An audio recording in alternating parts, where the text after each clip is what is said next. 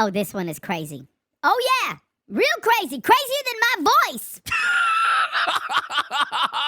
Listen to this one, folks. This story is unbelievable. Zero Hedge is lighting it on fire. I'm just going to tell you that. But look at what this says. I'm going to read it to you. This is unbelievable. You want to talk about changes going on in Europe? Holy smokes. Here it is. A few weeks like this, and the European economy will just go into a full stop. That is the ominous warning of yet another EU leader who recognizes the needs of his people over the needs to signal virtue towards Ukraine and against Putin for the sake of democracy. That's right.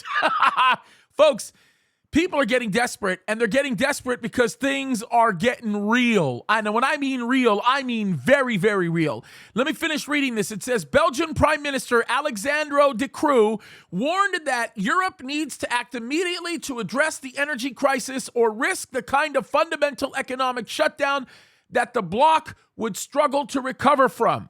During an interview with Bloomberg News, De Croo said this. This is pretty amazing. I said De Croo. Sorry, De Croo. The risk of that deindustrialization and severe risk of fundamental social unrest is what is coming. He says, I honestly do not see any other choice than doing market interventions. He goes on to say, a cap on Russian gas only is a purely political objective.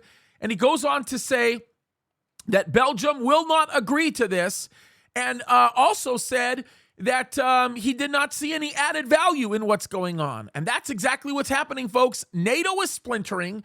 The EU, the EU is coming to all kinds of different divisive conclusions amongst member nations, and things are beginning to fall apart. And folks, make no mistake about it. They are going to get more desperate than they already are, and understand that when things get desperate, as we learned about 2.5 years ago when it all started with slowing the spread, it gets bad. And people begin to make really, really bad decisions. And eventually, let me tell you where they're going to go with this. They are going to seek to consolidate the European Union. They are going to seek to consolidate all of Europe. In that, they are going to blend a bunch of nations together, maybe even give them new titles. My guess is they'll come to about 10 nations. That's probably what's going to happen. And eventually, they're going to be very, very proud and happy about the 10 new nations with the 10 new rulers that know what they're doing and are going to take care of it. And it's going to be a new Europe until they realize they're still failing while Russia is still winning. Then they're going to give it over to one dude, and he is going to become the final Antichrist when he sets himself up in the temple and demands to be worshiped. But that'll be well after we're raptured.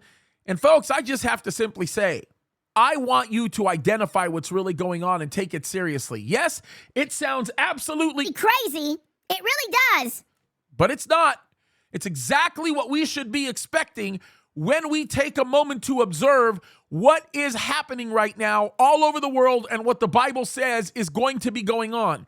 Folks, Jesus is coming soon, and that needs to be our inspiration to fight the good fight and stand up for righteousness no matter where we are. Why? Because God calls us to do it. Let's run, and let's run like we're going to win, because that's how God calls us to do it. God bless you guys.